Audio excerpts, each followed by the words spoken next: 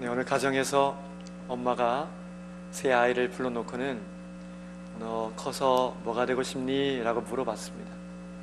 첫째 아이에게 물어봤어요. 우리 첫째는 커서 뭐가 되고 싶어? 첫째 아이가 유치원에 다니는데 씩씩하게 대답합니다. 비행기 조종사요. 아, 그래? 아, 멋지다. 엄마도 태워줄 거야? 그럼 당연하지. 엄마 태워주는데 아빠는 안 태워줄 거야. 둘째는 커서 뭐가 되고 싶어? 나는 소방서. 그래? 아, 소방관 아저씨? 아니, 소방서. 이 아이는 소방서가 크고 멋있으니까 소방서라는 건물이 되고 싶다는 거예요. 사람이 건물이 되고 싶다. 감당이 안 되죠? 셋째한테 물어봤어요. 우리 막내는 커서 뭐가 되고 싶어? 겨우 말을 하거든요. 이 아이가 대답합니다. 세상에서 제일 큰 초콜릿. 그러는 거예요. 아, 아니야. 그거 말고 마이쮸가 되고 싶어. 그랬더니 엄마는 골치가 아파지기 시작했어요. 이제 제가 여러분들에게 여쭙습니다. 여러분들은 뭐가 되고 싶으시나요? 아니, 좀 더 구체적으로 말하면, 좀 더 크게 말하면 여러분들의 비전은 무엇입니까? 저마다 비전을 가져야 돼요. 특별히 이런 교회가 되게 하소서 라는 주제로 오늘 저 비전을 품고 이루는 교회라는 말씀을 선포하기 원합니다. 저 어린아이부터 작년에 이르기까지 온 성도들이 하나님 주신 비전으로 뭉쳐서 비전을 품고 비전을 이루어내는 복된 교회로 서게 되기를 간절히 바랍니다. 그렇다면 지금 아브라함을 하란에서 불러내어서 그에게 비전을 주시는 그 하나님이 오늘 우리에게 주시는 비전은 뭘까? 내가 품어야 되고 내가 이루어야 될 비전은 무엇일까? 주신 말씀을 통해 오늘 비전을 보고 그 비전을 품고 비전을 이루는 모두가 되기를 간절히 바랍니다. 그러기 위해 먼저 첫 번째는요, 비전을 품는 교회가 되기 위해서는 자신의 가치를 아는 게 비전이라는 겁니다. 함께 따라해 볼까요? 시작.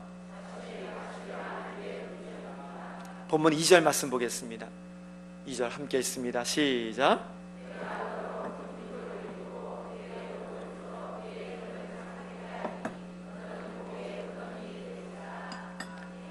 아멘. 그 다음에 뒤에 또 나오지 않나요?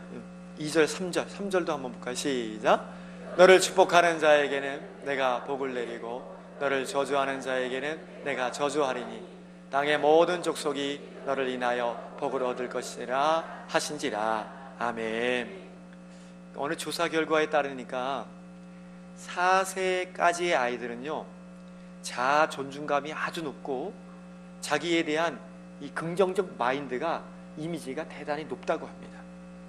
그러니까 이 아이들은 나는 커서 발레리나가 될 거예요. 나는 커서 비행기 조종사가 될 거예요. 나는 커서 장관이 될 거예요. 자기가 원하는 대로 다 된다고 믿는다는 거예요. 그게 96%가 되는 아이들이 그렇게 다 긍정적인 마인드를 갖고 있대요. 그런데 18세가 되면서 18살이 되면서부터는요, 단 5%의 아이들만 자기에 대한 긍정적인 자아 이미지가 있고 나머지는 다 없다는 거예요. 왜 이런 일이 벌어졌을까? 그러니까 18세 이상의 아이들은 내가 꿈을 꿔도 꿈대로 안 된다는 것을 안다는 거예요. 왜 그런 줄 아십니까? 자라면서 이런저런 얘기를 들었겠지요. 예를 들면은 너는 왜 하는 일이 다 그 모양 그 꼴이니? 너는 도대체 누굴 닮아 그렇게 사니? 너 커서 도대체 뭐가 될 거니? 어휴, 저게 자식이 아니라 왼수예요, 왼수. 귀신은 뭐하나 저거 안 잡아가고. 시골에서 이런 얘기를 듣고 자랐어요. 그러다 보니까 나도 모르는 사이에 날개가 꺾여버린 거예요. 하고 싶은 마음이 생기지 않는 거예요. 아, 나는 이대로 살아야 되겠구나. 나는 아무것도 안 되겠구나. 자기 스스로 위축시키고 주눅들고 의기소침하게 살아가더라는 거예요. 여러분이 지금까지 어떤 말을 듣고 사셨건 상관없어요. 이제부터가 중요한 거예요. 하나님이 나에 대해서 뭐라고 말씀하시는지 들어보십시오. 하나님의 말씀이 사람이 나에게 하는 말보다 더 중요함을 믿으시기 바랍니다. 하나님은요, 나를 존귀하게 여기시고 보배롭다고 여겨주셨어요. 사람은 나를 무시할 수 있고 내 가치를 깡그리 눌러버릴 수 있겠지만 하나님은 나를 귀하다 여기셨어요. 복되다고 여기셨습니다. 오늘 본문을 봐도요, 하나님이 아브라함에게 뭐라고 말씀하십니까? 너는 복의 근원이 될지라 라고 말하고 있어요. 너 때문에 모든 사람이 복을 얻는데요, 우리 정서로 말하면 너는 복덩어리다 라는 뜻이에요. 복덩어리래요. 근데 사실 아브라함은 복덩어리가 될 만한 자격이 있는 사람은 아니었어요. 아브라함의 아버지 데라는 뭐 하는 사람이었냐면 우상덩어리를 만들어서 판매했던 사람이었어요. 우상장사. 그러니까 아브라함이 살았던 집은 온통 다 우상밖에 없어요. 우상을 어떻게 만들 것인지, 우상을 어떻게 좋은 값에 팔 것인지, 우상을 어떻게 섬길 것인지, 그가 자라온 환경은 온통 다 우상밖에 없어요. 그러니까 복덩어리가 아닌 거죠. 복하고는 상관없는 사람이었지요. 그런데 하나님은 아브라함을 축복하셨어요. 아브라함이 뭐가 잘 돼서 그런 게 아니라, 잘해서 그런 게 아니라 아브라함 자체를 사랑하시고 아브라함 자체를 축복하셨다는 것입니다. 하나님은 우리를 복덩어리라고 인정하시면서 내가 뭔가 잘해서, 내가 뭔가 의로워서, 내 인격이 발라서 나를 축복하시는 게 아니에요. 하나님은 나를 무조건적으로 그렇게 사랑하시는 분임을 믿게 되기를 바랍니다. 그래서 3절 말씀에 보면요, 하나님이 아브라함을 뭐라고 인정해 주시냐면, 아브라함을 축복하는 사람은 내가 축복해주고 아브라함을 저주하는 사람은 내가 저주할 거다. 땅의 모든 족속이 너 때문에 복을 얻게 될 것이다. 얼마나 귀한 모습입니까? 아브라함이 뭘 해서가 아니라 하나님이 아브라함을 그 시대의 축복의 통로로 사용하신 거예요. 바로 이겁니다. 우리가 비전을 품기 전에 먼저 해야 될 게 뭐냐면 내 존재 자체, 내 존재 가치가 얼마나 귀중한지를 알아야 돼요. 이걸 모르면 비전을 품을 수도 없고 비전을 이룰 수도 없는 것입니다. 금방 날개가 꺾여버리는 것이죠. 여러분 각자는 여러분을 어떻게 생각하십니까? 적어도 하나님의 시선으로 우리를 보고 나는 보배롭고 존귀한 자녀다, 나는 쓸모가 많고 나는 가치가 많은 사람이라는 것을 이 시간 깨닫게 되기를 간절히 바랍니다. 그런 의미에서 함께 따라 볼까요? 나는 꼭 필요한 사람이다. 여기서 중요한 포인트는 꼭이에요. 꼭. 나는 꼭 필요한 사람이다. 나는 충분히 가치가 있는 존재다. 나는 하나님의 복덩어리다.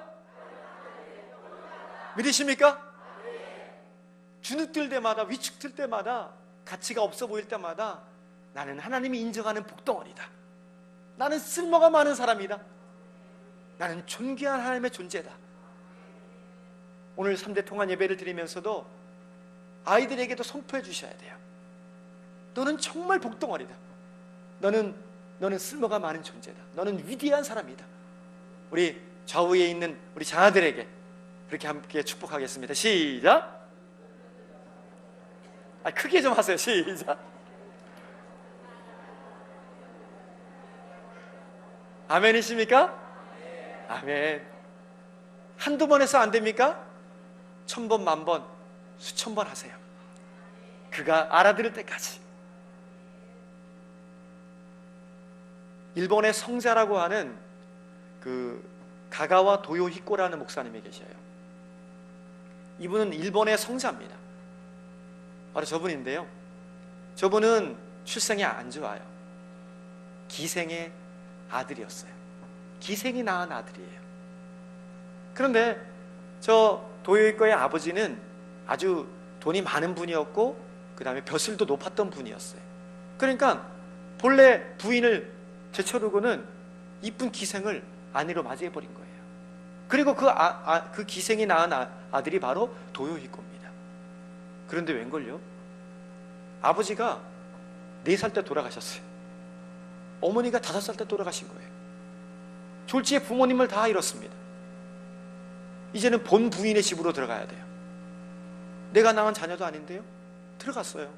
거기서 이복 형들이 얼마나 괴롭혔을까요? 상상을 할 수 없는 괴로움이 있었어요. 죽고 싶었던 거죠. 어린 도요히코가 그렇게 세월을 보내다가 어느 날 길 그 담벼락 모퉁이에 서서 신세 한탄을 하고 있어요. 나 같은 거 죽어야 되겠다. 나는 쓸모가 없구나.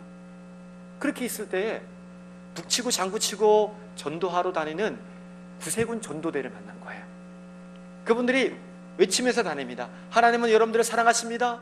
하나님은 모두를 사랑하십니다. 하나님 앞으로 나와야 됩니다. 예수 믿어야 됩니다. 그게 귀에 들렸어요. 그리고 너무 궁금한 거야. 하나님은 나같이 기생의 아들도 사랑하실까? 버림받은 아들도 사랑하실까?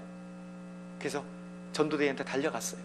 그리고 물어봤어요. 저기요, 기생의 아들도 하나님은 사랑하시나요? 전도대가 뭐라 그랬겠어요? 당연하지요. 하나님은 당신을 사랑하십니다. 하나님 너를 사랑하십니다. 그 누구도 하나님은 사랑하십니다. 그 얘기에 소망이 생기고 비전이 생겼어요. 그렇구나. 내가 믿어야 할 분은 예수밖에 없구나. 그 길로 기독교인이 됐습니다. 그래서 우여곡절을 겪으면서 신학교에 입학했고요. 폐병을 앓고 각혈을 흘리면서 그의 스승이 그 각혈을 다 채워주면서 사랑을 받으면서 그렇게 살았어요. 그리고 이분이 빈민촌에 들어갔어요.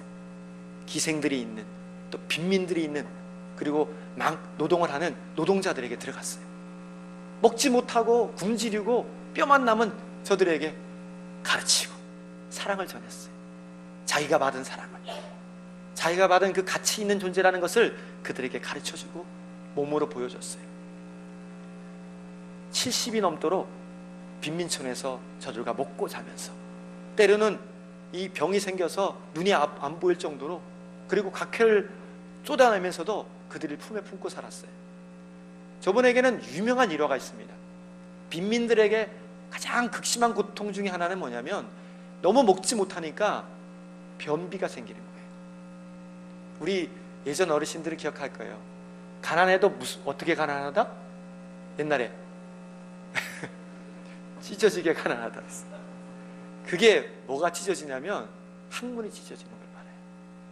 변비가 생기는 거예요. 근데 돌처럼 굳어버려서 이게 변이 안 나오는 거예요. 사람이 죽어가는 겁니다.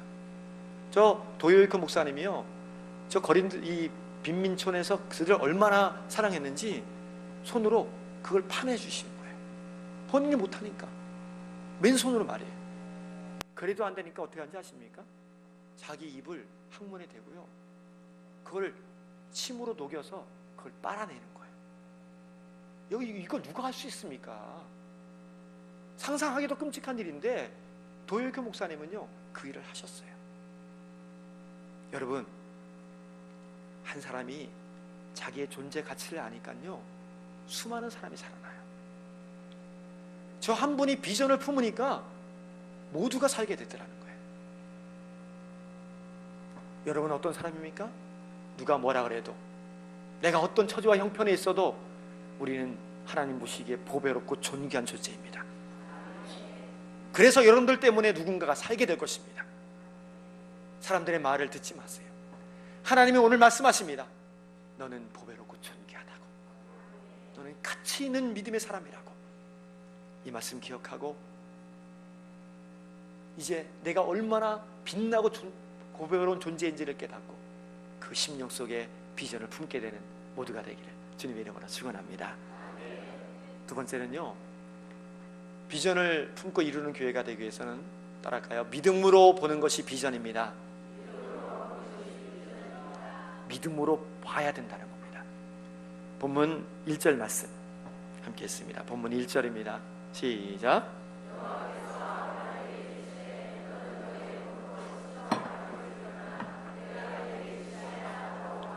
아멘. 오늘 본문 전체를 쫙 보면요, 당장이 아니라 미래형으로 다 쓰여 있어요.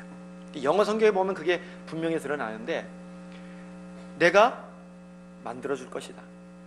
I will make. 내가 만들어준대. 앞으로 내가 축복할 거다. bless. 축복할 거다. 내가 줄 거다. 이거는 지금이 아니라 앞으로 그렇게 해줄 거다. will을 썼어요. 앞으로 해줄 거다. 1절만 봐도 지시할 땅으로 이제 가라 라고 말씀하셨어요. 그러니까 비전이라는 것은 지금만 보는 게 아니라 앞으로를 보는 거예요. 근데 이게 앞으로를 어떻게 볼 수 있을까요? 믿음의 눈으로 볼 수 있음을 믿으시기 바랍니다. 하나님이 보여주시면 볼 수 있는 거예요. 이게 비전이라는 겁니다. 그래서 비전의 사람들은요, 그림을 잘 그려요. 진짜 그림이 아니라 상상력을 가지고 믿음의 눈으로 앞으로의 날들을 그리더라는 겁니다. 여호수아에서 보면 여호수아가 가나안 땅을 분배해 주는데 놀라워요. 가나안 땅을 그냥 분배하지 않아요. 여러분들이 가나안 땅을 그려가지고 나오십시오. 그림을 그려가지고 오라 그랬어요. 그리고 그 그림 그린 걸 보고 표시를 해주면서 이것은 너희 지파의 땅이다 라고 말해줘요. 그러니까 우리에게 이 시대에 필요한 것은 믿음의 상상력을 가지고 앞으로 주실 것들을 그려본다는 거예요. 그림이 안 그려지십니까? 그러면 내 것이 될 수 없어요. 사람은 본 것은 내 것을 만들 수 있어요. 보지 않으면 차지할 수 없는 거예요. 창세기 13장에 보면 바로 이제 우리 뒷장인데요, 아브라함과 롯의 이야기가 나옵니다. 아브라함과 롯이 베델과 아이 사이에다가 장막을 치고 거기에서 소와 양떼를 키웠는데 문제가 발생했어요. 소와 양이 증식하면서 그 땅이 좁아진 거예요. 물도 없고 목초지도 메말라요. 그러니까 싸움이 벌어졌어요. 아브라함의 목자들과 롯의 목자들이 서로 다툼이 일어났어요. 그걸 본 아브라함이 가슴이 아프니까 롯을 불렀습니다. 야, 이러다가는 안 되겠다. 어떻게 골육 친척끼리 싸우느냐? 이제부터는 네가 저 들판을 바라보고 오른쪽을 네가 택하면 나는 왼쪽을 택할 것이고, 네가 왼쪽을 택하면 나는 오른쪽을 택해서 가겠다. 우리 서로 각자의 길을 가자. 롯이 먼저 들판을 바라보니까, 소알 땅을 바라보니까 그쪽이 소돔과 고모라가 있는 곳이거든요. 너무너무 아름다워 보여요. 삼촌, 저는 그 땅을 택하겠습니다. 그리고 그 땅으로 가버렸어요. 어떻게 된지 아십니까? 소돔과 고모라가 불심판을 당하면서 그 땅에서 쫄딱 망했어요. 아내도 죽고 말았습니다. 아브라함은 어땠는지 아세요? 아브라함은요, 눈에 보이는 것을 차지하지 않았어요. 먼저 14절 15절 말씀 이렇게 말하죠. 롯이 아브라함을 떠난 후에 여호와께서 아브라함에게 이르시되 너는 눈을 들어 너 있는 곳에서 동서남북을 바라보라. 보이는 땅을 내가 너와 네 자손에게 주리니 영원히 있으리라. 신기하지 않습니까? 왜 아브라함이나 롯 모두가 다 보이는 땅을 차지했는데 왜 롯은 망했고 아브라함은 약속의 땅을 차지하고 복을 누렸을까요? 이유는 하나예요. 모두가 본 걸 택했지만 이런 차이예요. 롯은 눈에 좋은 것만 택했어요. 보기 좋은 것만 택하고 지금만 택했어요. 근데 아브라함은 앞으로 주실 것들을 바라보고 믿음으로 택했다는 것입니다. 여러분, 제발 눈을 열어서 앞을 내다보셔야 돼요. 인생은 제일 가까이 볼 수 있는 게 콧잔등이에요. 콧잔등만 바라보고 사는 사람들은 비전을 품을 수 없어요. 앞으로 있을 일, 앞으로 나에게 주실 것들을 바라본다면 그것을 차지하게 될 줄 믿으시기 바랍니다. 이게 믿음의 상상력이라고 하는 거예요. 미래를 봐야 돼요. 더 좋은 걸 봐야 돼요. 앞으로 일어날 일들을 볼 수 있어야 된다는 것입니다. 예를 들면은 몸이 지금 연약해서 잘 걷지 못하는 분이 있다면 앞으로 나를 건강케 하셔서 걷게 하시는 모습을 보게 되길 바랍니다. 가정에 아직 쪼들리고 형편이 궁핍합니까? 그 형편이 펼쳐지는 것을, 아이들이 믿음으로 소득의 잔이 넘치는 것을 바라봐야 된다는 거예요. 아브라함처럼 시골에 살면서도 믿음의 눈으로 바라보고 차지한 사람이 있어요. 아주 유명한 분인데요, 유태영 박사님이에요. 이분은 저기 전북 임실에서도 아주 들어가는 깡촌에 살았던 분이에요. 근데 저분의 아버지는 또 누구냐면 머슴이었어요. 남의 집 머슴살을 하셨던 분이에요. 그러니까 형편이 얼마나 가난했겠어요. 또 못 배우고. 근데 어머니는 기도를 많이 했던 분이었어요. 하나님, 우리 태영의 앞날을 열어주옵소서. 그래서 손 붙잡고 늘 새벽 기도를 다녔어요. 이 태영 학생이 엄마 손 붙잡고 새벽 기도를 나오면서부터 믿음이라는 게 들어갔어요. 그리고 뭐라고 기도를 했냐면, 하나님, 제 미래를 열어주세요. 유학길을 열어주세요. 저 당시에 유학 간다는 건 상상도 못할 일인데 하나님이 꿈을 주신 거예요. 비전을 주신 거예요. 내가 유학 가서 지금 우리 선진국의 문물을 배워가지고 우리나라의 농촌을 내가 살리기 원합니다. 포부가 생긴 거예요. 비전이 생긴 거죠. 국민학교를 겨우 졸업했어요. 최초로 국민학교를 졸업했어요. 그 가문에서. 그리고는 중학교에 들어갈 형편이 안 되는데 돈을 벌어서 중학교 3학년에 편입을 했어요. 그리고 서울로 상경해서 신문팔이, 아시깨끼 판매상을 하면서 이렇게 굳은 일을 하면서 돈을 모았어요. 그리고는 너무 찢어지게 가난하고 힘드니까 쓰레기통을 뒤져서 이 곰팡이 난 빵을 그렇게 먹으면서 꿈을 꿨어요. 유학을 가는 꿈을. 그거를 포기할 수 없었던 거예요. 그렇게 해서 야학을 들어갔어요. 고등학교를 들어갔어요. 열심히 공부했습니다. 농촌을 살리겠다라는 그 비전 하나 가지고 말이지. 그리고 새벽을 지키면서 13년 동안 기도한 결과가 드디어 응답이 떨어졌어요. 저분이 최초인 것 같아요. 기도하면서 자기가 덴마크에 유학을 가서 덴마크에서 문물을 배우는 거를 상상력을 가지고 봤어요. 자기가 덴마크에 가 있더래요. 기도하는데 보니까. 그리고는 용기를 내서 덴마크에 가고 싶은데 누구한테 편지를 써야 될까? 그 당시에 그 국왕이 프레드릭 9세예요. 편지 봉투에다가 영어로 덴마크 국왕 프레드릭 9세 앞 그렇게 썼어요. 그리고는 자기가 왜 덴마크에 가서 유학을 해야 될지 자기 형편을 쫙 A4에다가 써가지고는 정석껏 영어로 써서 편지 봉투에 붙여서 프레드릭 9세한테 보냈어요. 답장이 왔을까요? 안 왔을까요? 정확하시네요. 40일 만에 답장이 왔어요. 그것도 국왕한테. 그리고 그 편지를 읽어봤더니요, 유학을 허락한다는 얘기와 함께 비행기표 왕복 2장이 딱 온 거예요. 공짜로. 그것도. 그리고는 정말 거짓말처럼 덴마크에 유학을 갔어요. 가서 열심으로 언어를 배우고 공부를 했어요. 꿈이 생긴 거예요. 덴마크뿐 아니라 주변의 좋은 나라들을 돌아다니면서 문물을 배우고 싶다고. 그 얘기를 또 국회에 했더니 국회에서 이 가 예산으로 약 9만 달러의 특별 예산을 세워가지고 이 유태영 박사를 외국에 또다시 보낸 거예요. 거기서 문물을 다 배워가지고 한국에 돌아왔어요. 그때가 언제냐면 이 새마을 운동이 시작되기 전이었어요. 박정희 대통령을 만났어요. 우리 새마을 운동 해야 됩니다. 이분이 새마을 운동을 일으켰던 핵심 인물이에요. 그리고 건국대학교 교수로서 후학을 가르치면서 비전을 심어줬어요. 자, 보세요. 당장만 봤다면 이런 일이 벌어지지 않아요. 지금 형편이 어렵고 지금 내 처지가 이렇다, 그런 비전이 생길 수 없어요. 앞으로 주실 것들을 바라보세요. 우리 교회에 주실 것들을 바라보세요. 우리 가문과 우리 아이들에게 주실 은혜와 능력과 지혜를 바라보세요. 우리 하나님 품은 대로 그렇게 이루실 것을 믿고 상상력을 가지고 그림을 그리고 나가는 종들 되기를 간절히 바랍니다. 그 다음에 마지막으로요, 비전은 하나님이 비전이 되십니다. 한번 따라할까요? 하나님이 비전입니다. 한 번 더 시작. 믿으십니까? 다른 게 비전이 아니라 하나님이 비전이래요.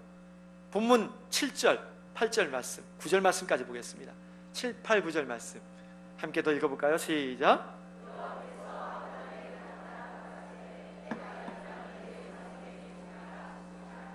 그가 자기에게 나타나신 여호와를 위하여 그곳에 단을 쌓고 거기서 베델 동편 산으로 옮겨 장막을 치니 저는 베델이요 동은 아이라.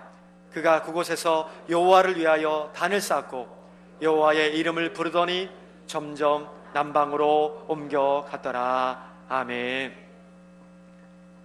지금 아브라함은 자신에게 나타나셔서 자기에게 땅을 주겠다, 후손을 주겠다 약속하신 하나님 앞에 제단을 쌓고 처음으로 이 이름을 부르며 예배를 드렸습니다.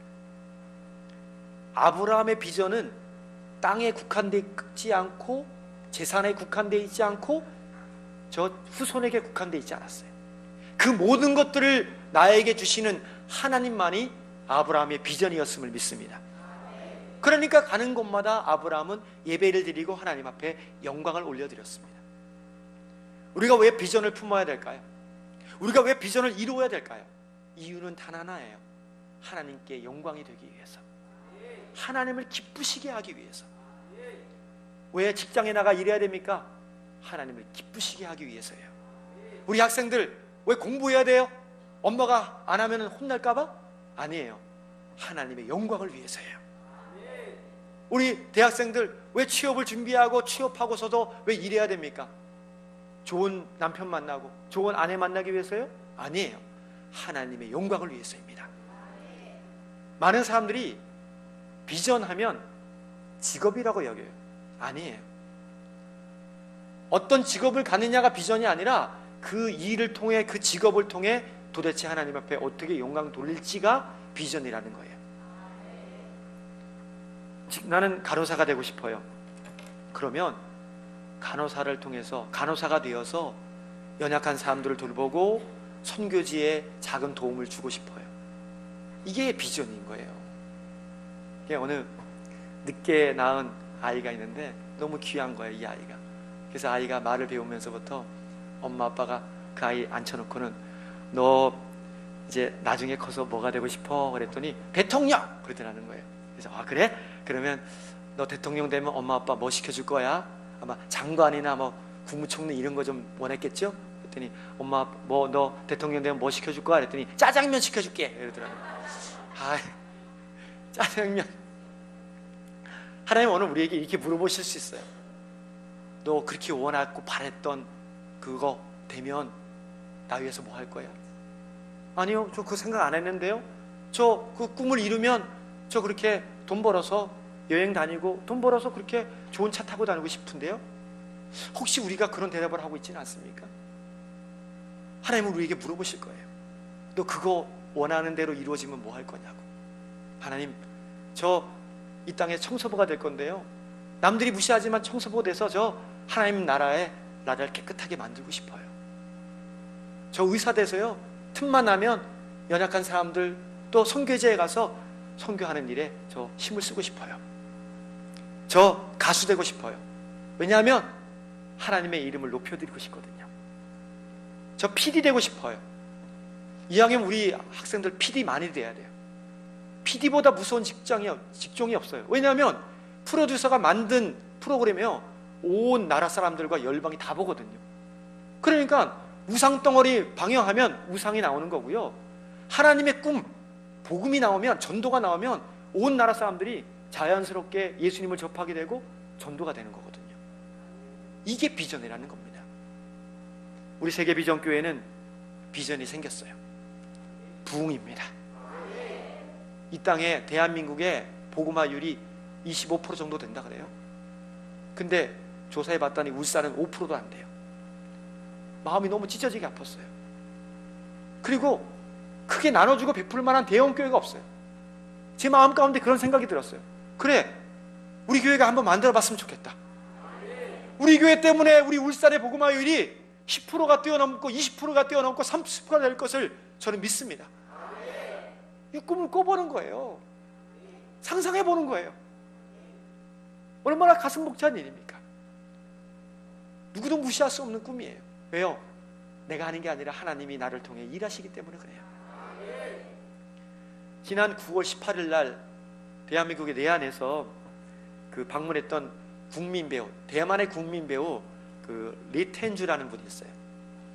이 리텐주라는 분은 작년이었죠? 작년에 대만 그 영화제 시상식에서 나무주연상을 받았어요. 아주 큰 상을 받았죠. 그런데 본인의 이름이 호명되니까 입술에 대고 하나님 앞에 영광 돌리면서 키스를 하면서 그렇게 무대 앞으로 나왔어요. 그리고는 자신의 포부를 아주 특별한 그 수상소감으로 발표를 했는데요, 그 영상을 준비했습니다. 그분이 수상하는, 그리고 또 소감하는 그런 일들을 보도록 하겠습니다.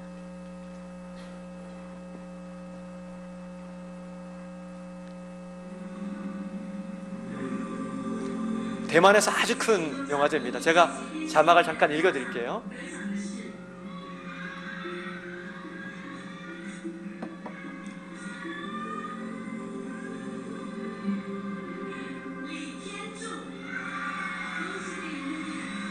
하나님 앞에 저렇게 영광 돌리죠? 네. 키스를 하면서.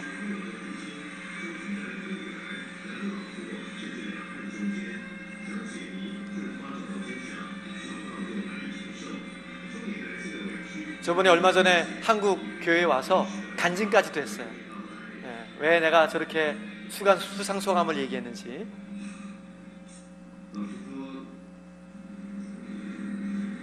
눈이 안 좋은 분들을 위해 제가 잠깐 읽어드릴게요. 예전에 금종상 그 상을 받아본 사람이자 40년 전부터 배우였던 저에게 있어서 저는 더 많은 젊은 후배들이 이 무대에 위해서 상을 받기를 원하는지 모릅니다. 그들에게 이 상을 전수하는 것이죠. 사실 저들은 정말 훌륭합니다.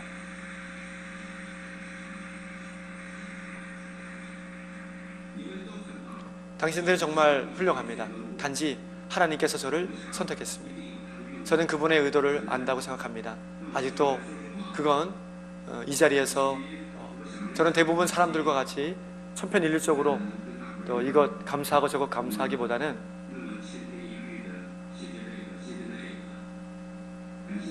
모든 사람에게 감사할 가치가 있기에 꼭 감사한 말할 필요가 없다고 봅니다. 하지만 여러분 색다른 그 감사를 듣고 싶지 않습니까? 저는 크리스찬입니다. 저와 하나님 방식으로 말하겠습니다. 그분은 우리 공동체가 여기 모두 모이게 하셨고, 그래서 이래야 할 것은 아직도 많은 공동체가 밖에서 모진 고초를 당하고 있다는 거, 이제 크리스찬들이 많이 힘들어하고 있다는 거, 중국 본토를 향해서 얘기하고 있는 거예요. 지금 성경에는 주기도문으로 제가 기도를 하기 원합니다. 괜찮죠? 박수가 터져 나왔어요. 박수 안 치면 어떡할까요? 그죠? 그리고 주기도문을 합니다. 하늘에 계신 우리 아버지여, 이름이 거룩히 여김을 받으시오.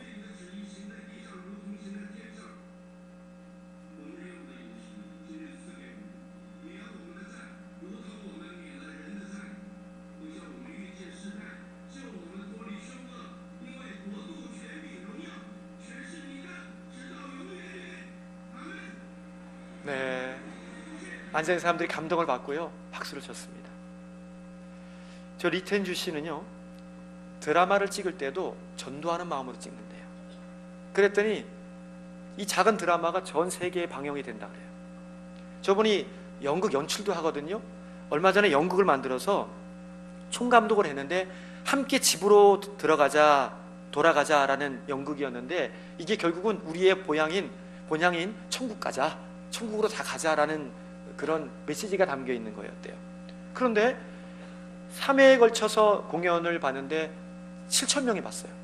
그 중에 700명이 예수 믿겠다고 영접을 했대요. 놀라운 일이 벌어진 거예요. 왜요? 저번에는 그런 비전이 있거든요. 나를 배우시킨 이유가 뭘까? 나를 총감독을 시킨 이유가 뭘까? 하나님의 영광음이었거든.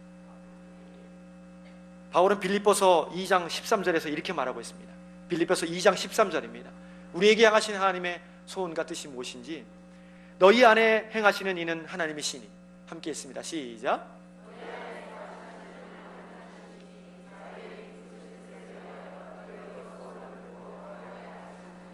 아멘.